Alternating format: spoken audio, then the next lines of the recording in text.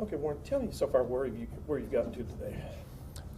Dr. Werner Spitz is an internationally acclaimed forensic pathologist.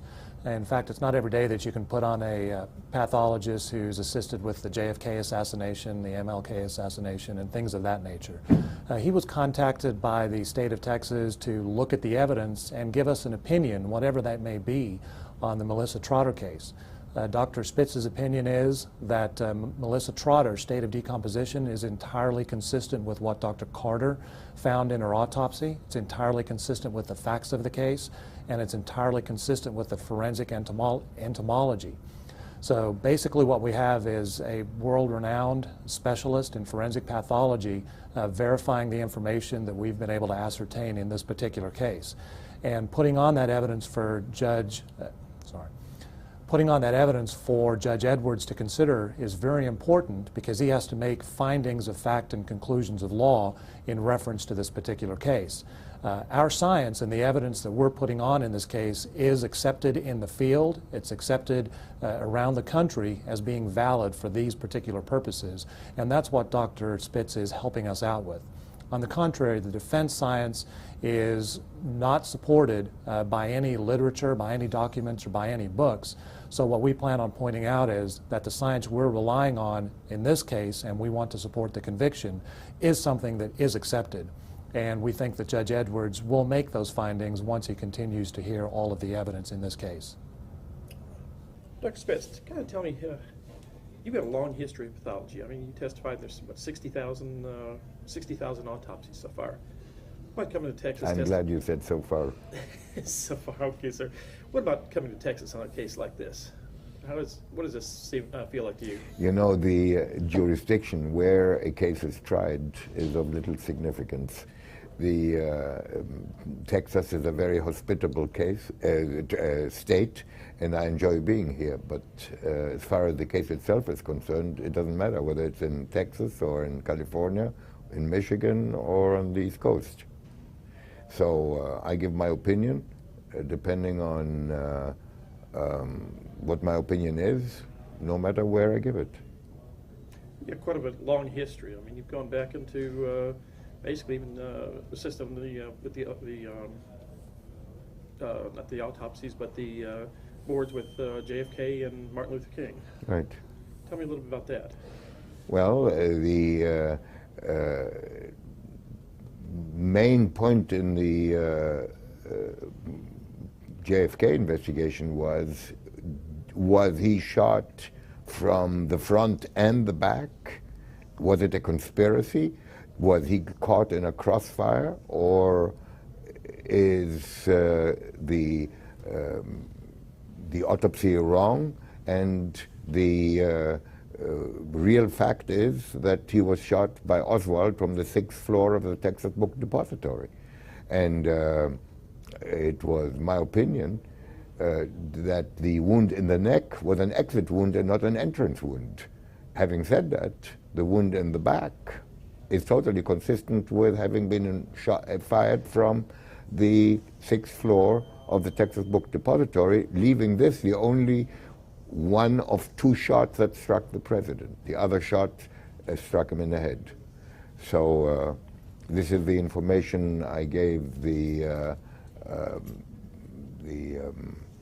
inquiring board of the Congress, and I think that with time, although there are people who still think that there was a conspiracy, but by far the majority of Americans today think that, or believe that he was not caught in a crossfire, that he was shot by Mr. Oswald from up there in Dallas. Right after you immigrated to the U.S., one of your biggest, not really cases, but your biggest caseload was during the riots back in the 70s. You had quite a few autopsies right there. No, I was not in Detroit during the riots in Detroit. I came to Detroit in 1972. The riots were just a little bit before that. Okay, all right. What about O.J. Simpson? You did some stuff with that also. Yes. Well, I'm a sore loser, so I testified in the defense case, in the plaintiff's case, in the civil trial, in the criminal trial, I did not testify because I would not testify for the defense. All right. Thank you, sir.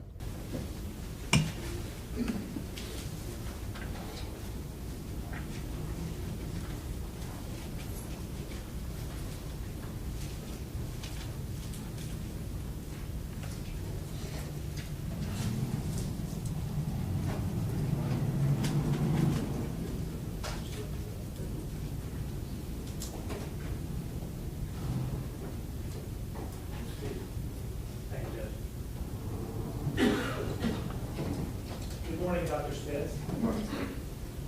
We'd just kind of like to start out before we get into, I guess, the nuts and bolts of this case. If you could, just tell us a little bit about who you are and where you're from.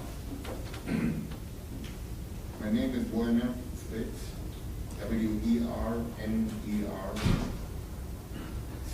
S-P-I-T-Z.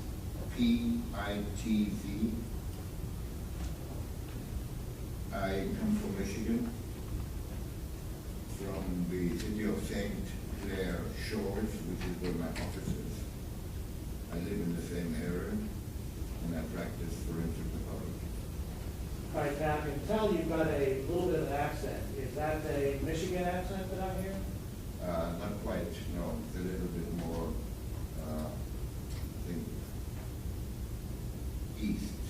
Okay. I was born in Germany. All right. Let me just kind of take you back when you were in Germany. What was your educational background in Germany? I left Germany in 1933 in December of that year. And my parents at that time took me from, actually I was in France when my parents had deposited me for 6 months with my aunt. And then when they came from Germany, they went by Paris and picked me up, and the family went to what at that time was Palestine. And that's where I grew up. From 1933 to 1946, I went to school, and at the end of that, I went to Switzerland to study medicine, because there was a university in Jerusalem, but there was not a medical school. The medical school was established in 1948, and at that time, there was a war with the surrounding countries, and I was at one point made to believe that I would have to return to fight in the army. But then that was rescinded because the war was over within a short time. All right, so you went to Switzerland to study medicine. Can you tell the judge where you went in Switzerland and what fields you studied in when you were in Switzerland? I studied medicine and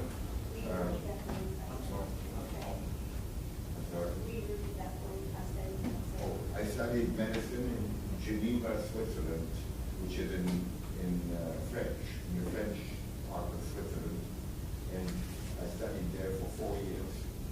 And after 4 years, I went back to that time Israel in 1950. And I graduated from the Hebrew University Hadassah Medical School in Jerusalem after an additional 3 years of study. In the following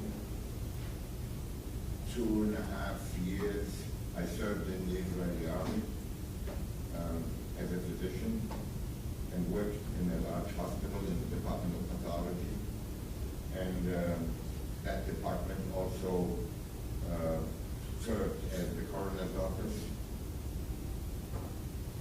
And I worked there after I had finished the service in the army until 1959. In 1959, I came to the United States And Dr. Spitz, let me just kind of stop you right there. Your work in Israel, was that taught primarily in the field of pathology?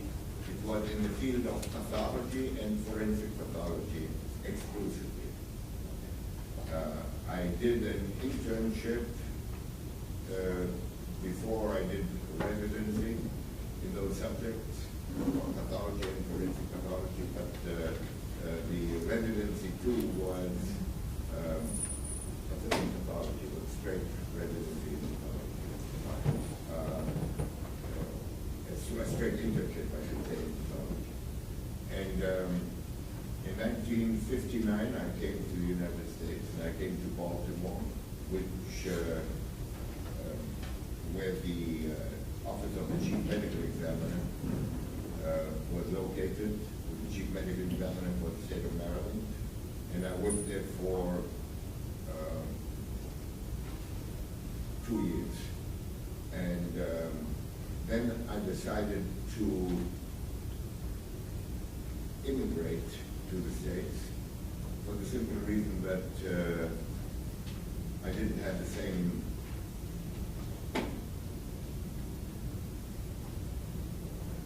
opportunity to progress and benefit from the abundance of material that I saw in Maryland. Right. Now, were you I'm assuming from what you said that you got your medical degree in Switzerland. Is that the equivalent? No, I got my medical degree, the diploma of being a physician, I received in Israel. Okay. So what did you have to do to become a practicing physician or a forensic pathologist here in the United States? Oh, here I had to take, first I had to take an examination to prove that my knowledge of medicine was equivalent to that of an American graduate. Did you succeed? And I did that. I passed that examination the first time. And then proceeded to take various other examinations. One of them was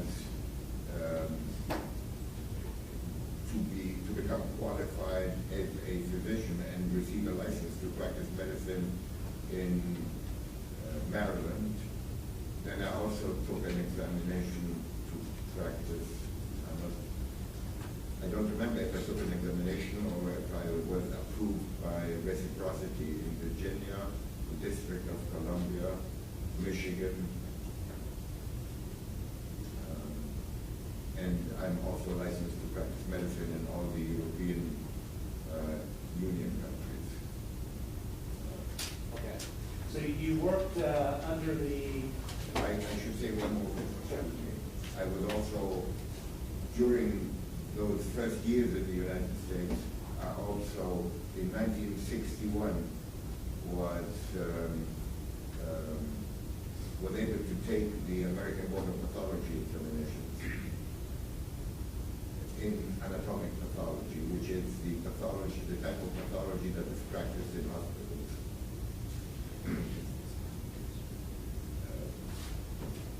When a patient dies in a hospital, an autopsy is performed pursuant to, if an autopsy is performed, it will be pursuant to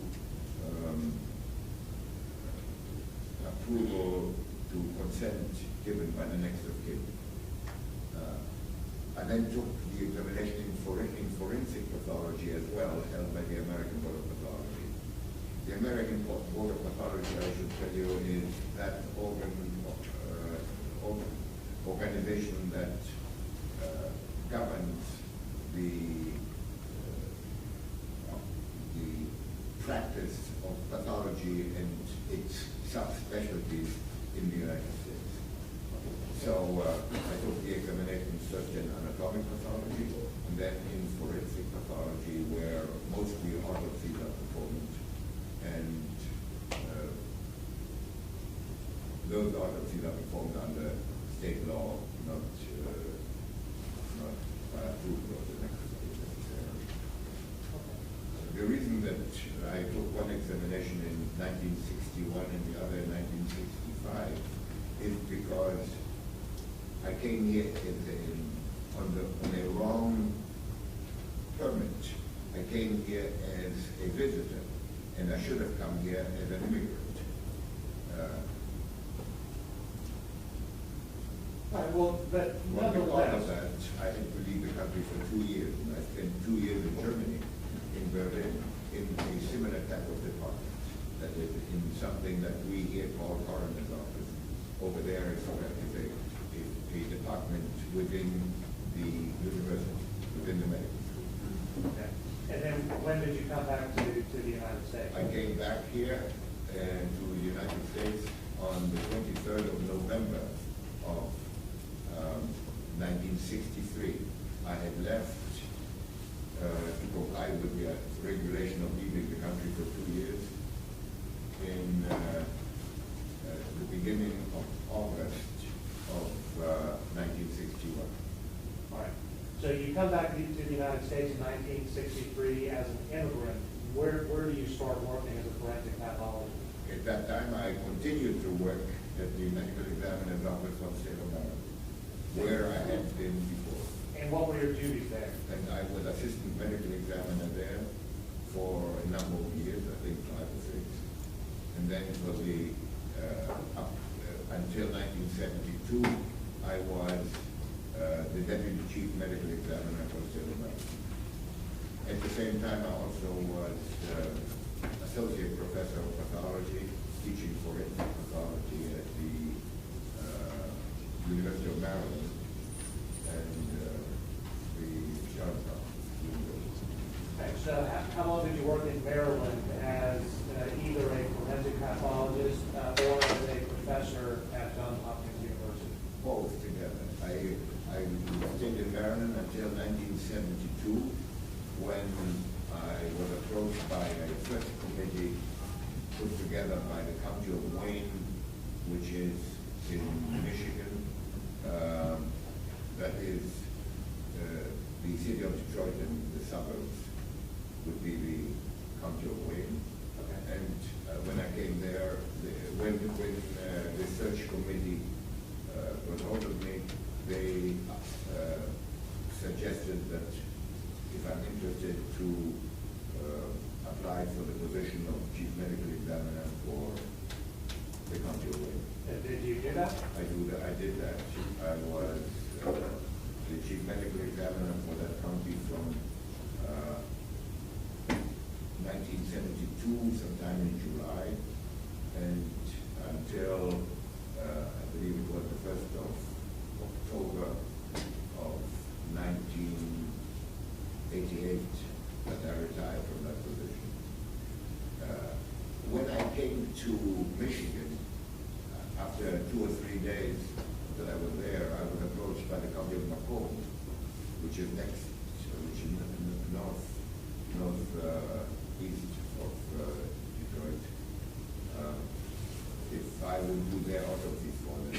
They did have a medical examiner, but the medical examiner was not a pathologist. So we needed a pathologist to tell them what they call a man of it. Okay, so you actually worked for 2 counties at that particular point in time, is that correct? Yes, and I held the position in the County of Macomb until September 1st, 2004, when I retired from that position. And in Michigan, I should tell you, in Michigan, from very shortly after my arrival in Michigan, I was approached by the medical school, and they appointed me to an associate professorship in pathology at the Wayne State University School of Medicine, and I held that position I have held that position to the present time, and only that for the past 10 or so years, or 15 years, I have been promoted to full professorship. And I still hold it. so are you licensed and authorized to perform autopsies in the state of Michigan? I'm fully licensed as a physician, and with my specialty of pathology and forensic pathology, which is granted not by the state but by the American Board of Pathology. The permission to practice medicine is granted by the state, and that I have as well, and I took an examination. All right, now understand that since you retired from Wayne County and at other county, you have a private consulting business, or what exactly do you do? Yes, when I worked as an employee of these two counties, I also did private work, and I continue to do the private work at the present time. That means I'm not employed by the governmental agencies at this time, but I do private work exclusively. Okay, and I'll get to that in just a little bit, but let me just kind of back up now. During your career over the decades, have you performed few or many autopsies? I have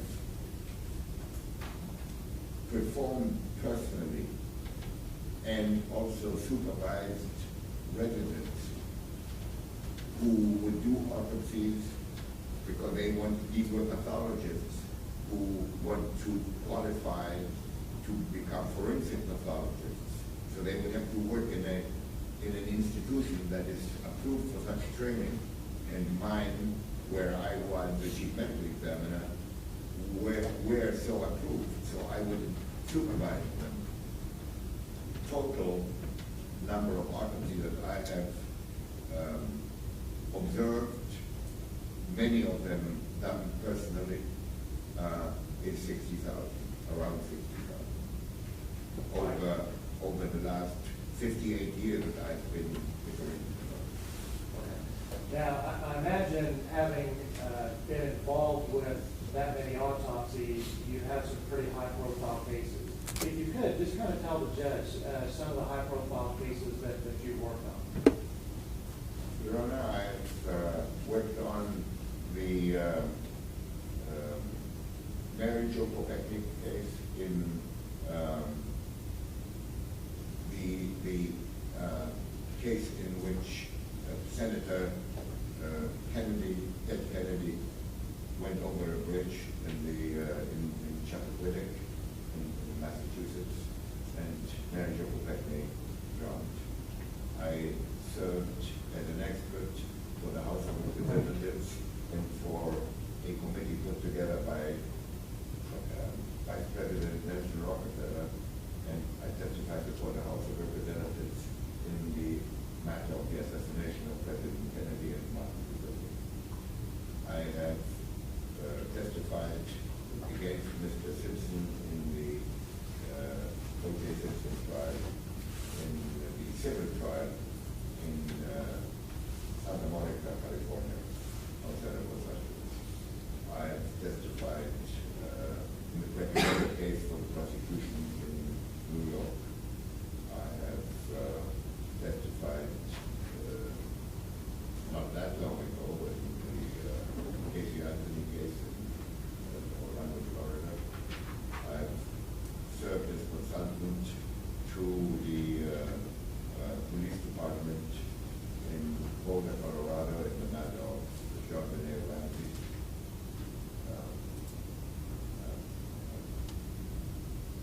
Have you heard of the West Memphis 3? Yes, I've testified in the case of the Memphis 3 who were charged with murder a long time ago, and then was at 3 months ago. Yeah, I've also been involved in, there was another trial that had a similar name. Something 4 sailors were charged in Virginia with the murder of I think young woman it was. And these were high-profile cases in particular jurisdiction. Now, in those cases, did you testify for the defense or the prosecution, or both? Sometimes for the defense, sometimes for the prosecution. Of course, not in different cases. Most of them were, no, in O.J. Simpson, I didn't testify for either because it was a plaintiff's case, a civil case, in the defense case. I did not testify in the criminal case. Okay. classified as an expert in state and federal courts around the country. Yes, I've testified in all states. I've previously testified in Texas as well. I've testified in state courts, in federal courts, and I've testified, as I said, before the House of Representatives.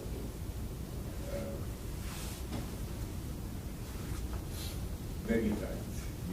I couldn't tell you how many. Probably, I've been in this country as a forensic pathologist since 1959, essentially. That's 2 years we were in.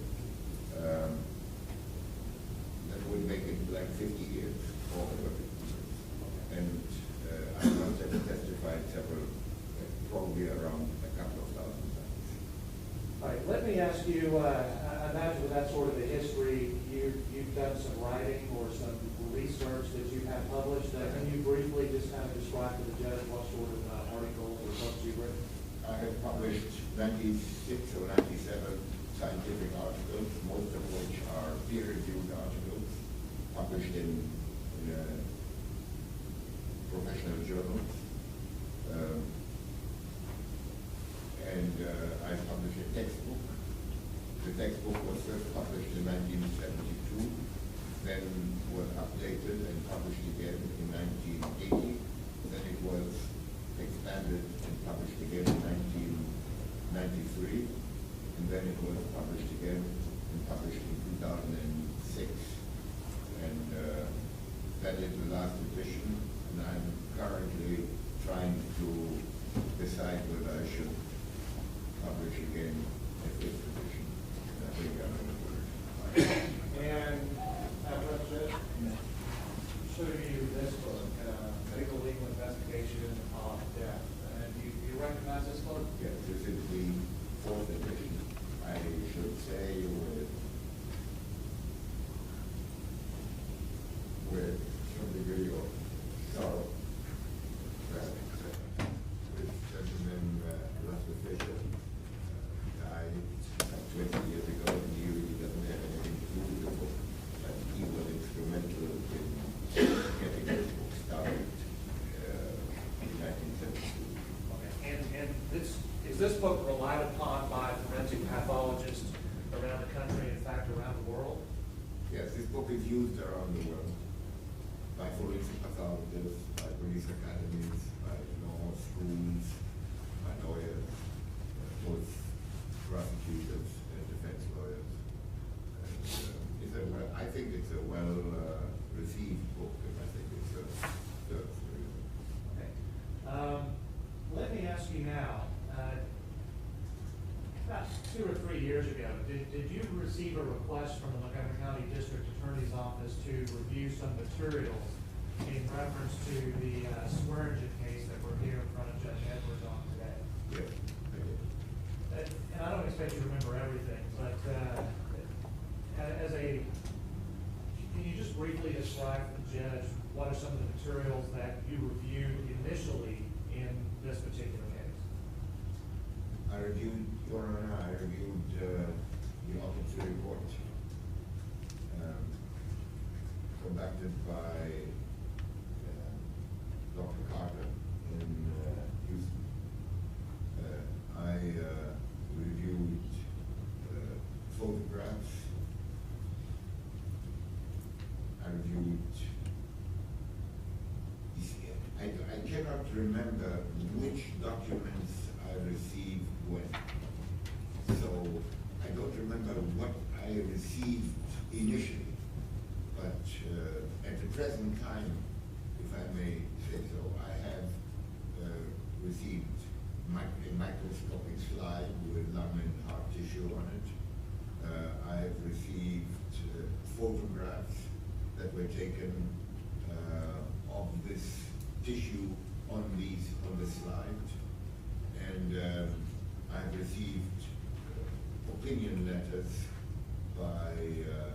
authored by various pathologists, and I've also received an opinion letter that was authored by Dr. Neil Haskell, who is an entomologist who deals with time of death as it is based on insects and the like.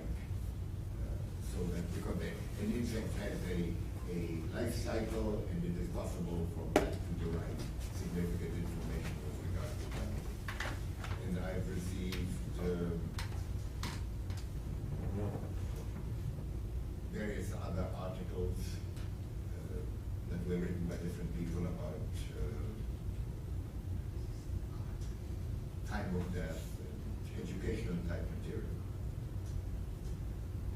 All right, did you also, And I've acquired myself some articles as well, which I thought would be beneficial if I had some input for myself from other people. okay. Did you also review some climate data in reference to this case? Yes, the climate data I did not mention separately because they are attached to other documents, and the climatic data I am aware of in this file are attached to Dr. Neil Haskell's opinion.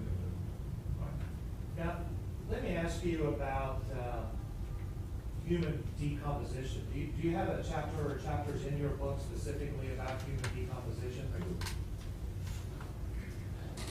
Is human decomposition, well, if you could just briefly for the judge, just explain what the process of human decomposition is. But I think Whitson should brief for our what? On whether or not he is qualified to testify in the state of Texas based on my medical license. Yes, so that, Dr. Spitz, you currently have a medical license in the state of Texas. No, I do not. You are not licensed to practice medicine in the No, I state. do not need a license to practice in each state where I testify. As I said, I testify in Objection, all not states. responsive. Just answer the question you asked. Did you formulate medical opinions in this case regarding Mr. Trotter? Yes, And you said you were not licensed to practice medicine in the state of Texas, is that correct? I'm sorry. You're not licensed to practice medicine within the state of Texas, correct? That's correct. You reviewed pathology slides and medical information for a case involving or solely regarding the state of Texas, falling within the state, correct? Yes. And where are you currently licensed to practice medicine, what state? I have licenses to practice in Maryland, Michigan, Virginia, and the District of Columbia. That is in Washington, D.C.